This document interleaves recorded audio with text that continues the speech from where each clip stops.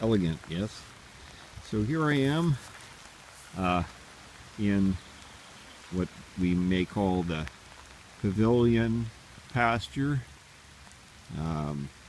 It's actually, I think, the lower pasture, but it seems like the upper pasture. And here is a nice stand of yarrow, Accolea milfolia. And it's not even really budding to flower yet. Very young growth, so I put these buckets here to indicate where it is, and hopefully no one will mow over it. There's some May apples down here, true to the word. It's the Cinco de Mayo, and there we've got some May flower action. May apples showing their flowers here in the field. That'll be fruit in about a month. A little bit over that. Got some buttercups up the hill there, and it's raining like the dickens.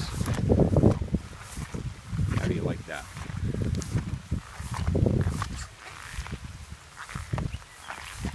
I would describe those as ranunculus. I think that's what they are, and I'm not really sure what this is. Some sort of spurge, I think. It's pretty groovy. Here's a fair bit of it here. I don't even know what that is. There down below us is the line of the Conestoga on either side of that ridge over there. For those of you who comprehend English. It doesn't really help you even, because the view is kind of crappy. I fleshed a couple deer up here earlier this morning, so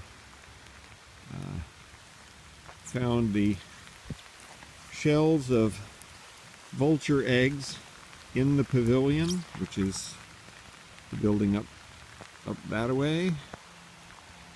So looks like maybe a brood of vultures hatched out up there. Right now our cat, who's we think is injured, is hiding in there. And I better quit or my phone is going to die.